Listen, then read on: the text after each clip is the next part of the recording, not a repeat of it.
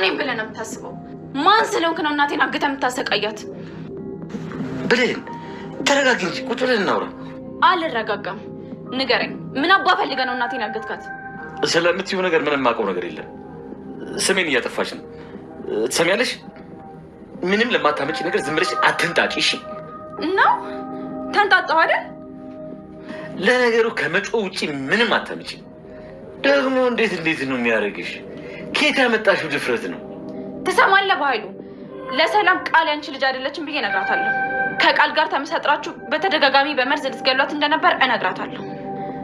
ስትታይ ሰው ትመስላለህ፣ ግን የገዛ እህትህን ለመግደል የምታቅድ ተራ ሰው ነህ። እሺ ልጇ ያልሆነችን ሴት አምጥተህ ልጅሽ ናት ብለህ ሰጣት። ትሰማኛለህ? ከዚህ በኋላ እኔም ቤተሰቦችን ማጠገብ እንዳትደርስ።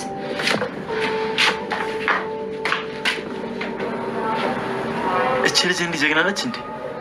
ደስ ስትል በፈጣሪ በጣም ነው የተመቸችኝ። ምን አልክ አንተ ደደብ? ወይኔ አንዲት ጨቅላ እንደዚህ ትፎክርብኝ?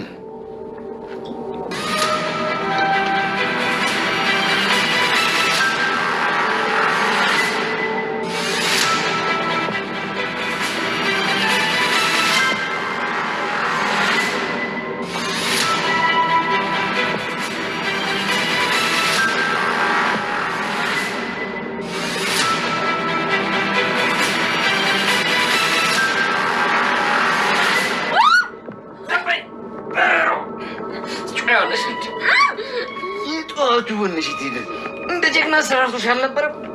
የአረብኛ ዘራሽ እንዴ?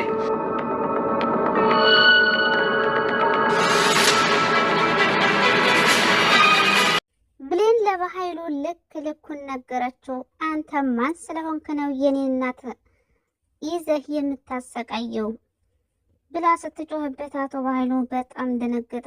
እባክሽ ብሌን ተረጋጊ፣ እንደሱ አይደለም ብሎ ለማረጋጋት ቢሞክርም እሷ ግን ልትረጋጋ አልቻለችም። እንዲሁም ምን ታመጫለሽ? እኔ ነኝ ያገትኳት። ምን ልታመጭ ነው? ዝም ብለሽ ምንም ማታመጪውን ነገር አትንጣጢ ሲላት እንግዲህ ምንም እንደማላመጣማ አሳያለሁ። ታውቃለህ ቃል የሰላም ልጅ እንዳልሆነችና በተደጋጋሚ መርዝ እያበላችኋት ልትገሏት እንደነበረ ሁሉ እነግራታለሁ። አንተ አሁን የእሷ ወንድም ነህ ብላ እንግዲህ ትጮህበታለች። በኃይሉ አይኑ ፈጦ ቀረ። ሳሚም በንግግሯ ደስ አለው።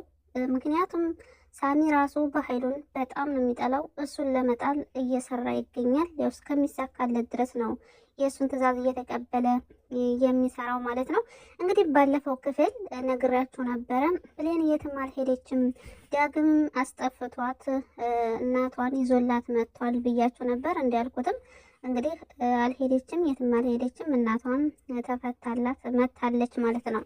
እና እንግዲህ በዛሬው ክፍል ደስ የሚል ነገር አይተናል። ብሌን ምንም በመሆኗና ወይዘሮ ገነትም ዳግም ፈቷት ወደ ቤቷ ስለመለሳት ደስ ያላችሁ እስኪ ቪዲዮውን ላይክ በማድረግ ጀምሩት። አዲሶች ደግሞ ሰብስክራይብ እያደረጋችሁ ቤተሰብ ሁኑ። እና እንግዲህ ብሌን ያህንን ንግግር ተናግራ ከኃይሉ ቢሮ ስትወጣ እንግዲህ ሳሚ ኧረ ይች ልጅ በጣም ጀግና ናት፣ እንደዚህ ግን ያክል ወይኔ በጣም ነው የተመቸች ብሎ ፈገግ ይላል። እንግዲህ በጣም ደስ ብሎታል እንደዛ ስለተናገረችው። በኃይሉ ታዲያ የሳሚን ንግግር በመስማት ምናል ካንተ ደደብ፣ ወይኔ አንድ ጨቅላ እንደዚህ ተፎክርብኝ እያለ ሲለው ሳሚ ከእንቅልፉ ብድን ለካ በኃይሉ ፊት ነው ያለው። አይ እና እንግዲህ ዳግም ባደረገው ነገር በጣም ተጸጽቶ ወይዘሮ ገነት ቤት በመሄድ እግሯ ላይ ተንበርክኮ ይቅርታ ጠየቃት። እሷም ሽንኩርት እየከተፈች ስለነበረ ቢላ ይዛ ነበር። በጣም ነበር የደነገጥኩት ቢላውን ይዛ ሳይ። ካሁን ወጋችሁ ወይኔ እያልኩኝ እንግዲህ በጣም ደንግጬም ፈርቼም ነበረ። እሱም ታዲያ በጣም ይቅርታ ባደረኩት ነገር ተጸጽቻለሁ። ያንን ያደረኩት ደግሞ በአንቺ ምክንያት እሷ ሌላ ሀገር እንዳትሄድ እንዳትሰቃይ፣ በዛ ላይ ደግሞ አንቺ የሆነ ነገር ብትሆኝ ራሱ አንቺን ሰውን እንደማትሆን ስላወቁኝ ለዛ ብዬ ነው ያደረኩት እያለ እንግዲህ እያወሩ እያለ እናም ያሳገተሽ በኃይሉ ነው ብሎ ሲናገር ነበር። እንግዲህ ብሌን ጆሮ ውስጥ ጥልቅ ያለው ማለት ነው። ብሌንም የሰማሁት ነገር እውነት ነው በኃይሉ ነው ያሳገታት ብላ እንግዲህ ምንም ሳትል እየሮጠች ትወጣለች። አትሂጂ ብለዋት ነበረ። ገነትና ዳግም። ነገር ግን ደግሞ እናንተ ሁለታቸውም ምንም እንድትሆኑብኝ አልፈልግም። ስለዚህ እዛው ሂጅ ልክ ልኩን እነግረዋለሁኝ ብላ ነው እንግዲህ ተነስታ ሄደችው። ያኔም ልክ ልኩን ነግረዋለች። እናም ታዲያ እንግዲህ ብሌን ቀጥታ ወደ ሰላም ቤት ነበር ሄደችው። ወደ ሰላም ቤት በመሄድ እንግዲህ ሰላምን አላገኘቻትም ነበርና ስልክ ስደውላለች። ያኔ ታዲያ ቃልም እንዴ ምን ልትሰሪ ነው እናቴ ጋር የምትደውይው ብላ ስልኩን ትቀማታለች። እና ብሌን በጣም ስለተናደደች እባክሽ እናትሽ አይደለችም አስመሳይ አንቺ ስልኬን ብላ ምንጥቅ ስታደርጋት ቃል እንግዲህ አይኗ ይፈጣል። ምክንያቱም እውነቱ ወጥቶባታል። እንግዲህ ብሌን ለሰላም በደወለችላት መሰረት ሰላም ወደ ቤት እየሮጠች መጥታ እንግዲህ ምንድን ነው እንደዛ ጣድፈሽ እየጠራሽኝ ምን ልትነግሪኝ ነው ስትላት እንግዲህ ቃልም የሰላምንም ሆነ የብሌን አፋፍ አላስወራቸው ስትል ምን ሆነሽ ነው ቃል ለምንድን ነው እያወራኋት እኮ ነው ለምንድን ነው አፋፌን የምትይኝ ትላታለች። ብሌንም እንግዲህ ይኸውልሽ እኔ እንዳልነግርሽ ስለፈለገች ነው አፋፍሽን የምትይው ስትላት እውነት ነው እንዲ ኧረ አይደለም በቃ ነገራት ማለት ትጀምራለች ቃል ማለት ነው። እና በዛም እንግዲህ ቀደም ብላ ቃል በኃይሉ ስልክ ስለደወለችለት ቴክስት ስላደረገችለት አሁን ብሌን ለሰላም ስልክ ደውላ ልትነግራት ነው የሆነ ነገር ፍጠር ብላ ስለነገረችው በኃይሉም እንግዲህ ቶሎ ይልና በሰው ያስደውልና እንዳይገናኙ ለማድረግ እና ሰው እንደገጭ አድርጎ ስልክ ተደውሎ ለሰላም እንዲነገራት አደረገ። ሰላም ስልኩን ስታነሳው በኃይሉ ወንድምሽ ሰው ገጨ ብለው ሲነግሯት እሷም በጣም ትደናገጣለች። ወይኔ ወንድሜ ሰው ገጨ ብላ እንግዲህ ለመውጣት ትሞክራለች። ከዛም በኋላ ብሌን ይቅርታ ስመለስ ትነግሪኛለሽ ትላለች። ቃልም እማዬ አብረሽ ልሄድ እንዴ እያለች እያስመሰለች ነበረ። እሷም አይ ችግር የለውም እኔ ራሴ ሄዳለሁኝ ብላ እንዳትሄድ ያደረገቻት እና እንግዲህ ብሌንም ሳትነግራት ቀረ ማለት ነው። ምክንያቱም ቃል የእሷ ልጅ እንዳልሆነች እና እናቷንም ያገተባት የራሷ ወንድም በኃይሉ እንደሆነ አልነገረቻትም ማለት ነው። እና እንግዲህ ማታ ሁለታቸውም ኃይሉና ሳሚ እንዲሁም ቃል ይመካከሩና እናትሽ ሰላም እንቅልፍ ሲወስዳት ደውይልንና እንመጣለን ከዛ በሩን ትከፍችልናለሽ ይሏታል። እሷ በዛም መሰረት እንግዲህ ቃል ሰላም እንቅልፍ እንደወሰዳት ቼክ ታደርግና እንግዲህ በኃይሉንና ሳሚን ወደ ቤት እንዲገቡ አድርጋቸዋለች። እና ያኔም ታዲያ ብሌን በትክክል እንቅልፍም አልወሰዳትም ነበር፣ የተንገላበጠች ነበረ። መተው አፏን ይዟታል፣ እሷም ትጮኻለች። አሁን ማን ነው መጥቶ የሚያድንሽ በደንብ ጮይ እያሉ እንግዲህ እየተፈራጨች እያለ ነበረ እንግዲህ ቪዲዮ ያለቀው።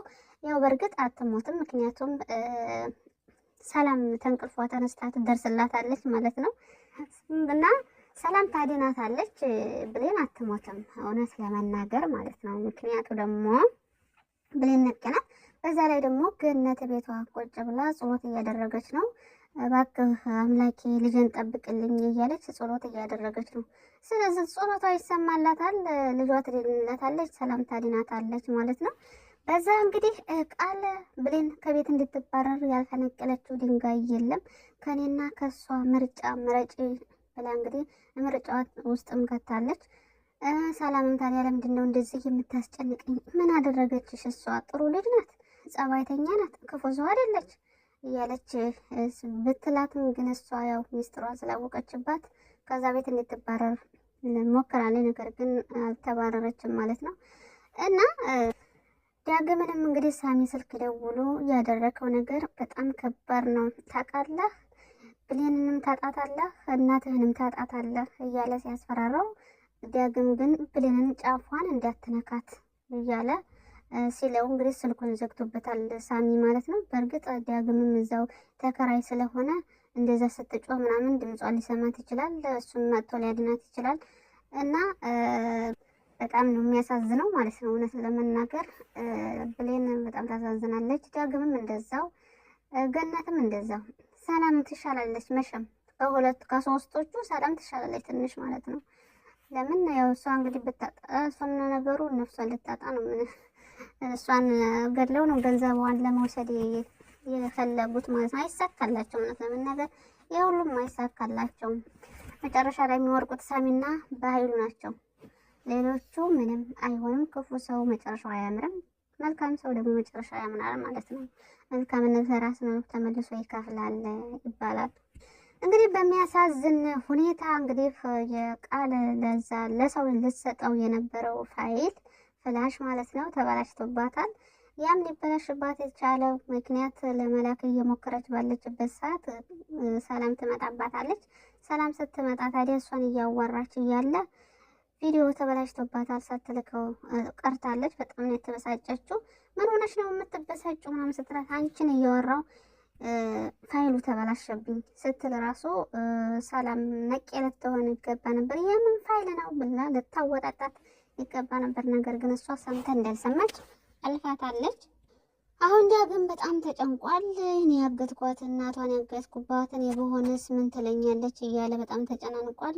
ለምን ብትሉ ተጨናንቃ እሱ ክፍል ሂዳ ራሱ በጣም ደብሮኛል እቀፈኝ ስትለው ሲያቅፋት ነበር። ስታመሰግነው ደግሞ አታመስግኝኝ፣ ይሄ ምስጋና ለእኔ አይገባም እያላት ነበር። በጣም ተጸጽቷል። የተጸጸተበት ምክንያት ደግሞ በእርግጥ ሊጸጸትም አይገባም። ለምን አንተ ይህንን ነገር ካላደረግ ሁለቶችም እናጠፋቸዋለን ብለው ስላስጨነቁት ነው እንጂ እሱ ክፉ ሰው ሆኖ አይደለም። እና እኔ አንቺ እንደምትኝ ደግ ሰው አይደለም ክፉ ሰው ነኝ እያለ ይገኛል ማለት ነው። ግን ደግሞ ክፉ ሰው አይደለም። ዳግም ግራ ስለገባውና ምን ማድረግ እንዳለበት ስላላወቀ ነው እንጂ እንደዛ ያደረገው ለእሷ ክፉ አስቦ አይደለም። እና እንግዲህ እሱ በጣም ፍቅር ይዞታል ብሌን ግን ፍቅር ይዞት ሳይሆን ልክ እንደ ወንድምነት ነው የቀረበችው። ሲከፋት እንዲያጽናናት ከጎኗ እንዲሆንላት ነው የፈለገችው እንጂ ፍቅር ይዞት አይደለም። ዳግም ግን ፍቅር ይዞታል፣ ወዷታል ማለት ነው። እና ብሌን እንግዲህ እርግጠኛ ነኝ ሰላም ወይም ደግሞ ዳግም ደርሰው እንደሚያድኗት እርግጠኛ ነኝ። ምንም አትሆንም ማለት ነው። እሷ ከሞቶች ዋናዋ አክተር እሷ ስለሆነች አክተር ደግሞ አይሞትም ማለት ነው። ተፍጨርጨረው ይቀራሉ እንጂ። ለማንኛውም የዛሬው ደስ ይላል። መጨረሻው ትንሽ ቢያስፈራም ማለት ነው። በኃይሉ እንደዛ ስትናገረው ብሌን ደስ ነው ያለኝ። አንጀቴን ቅቤ የጠጣው።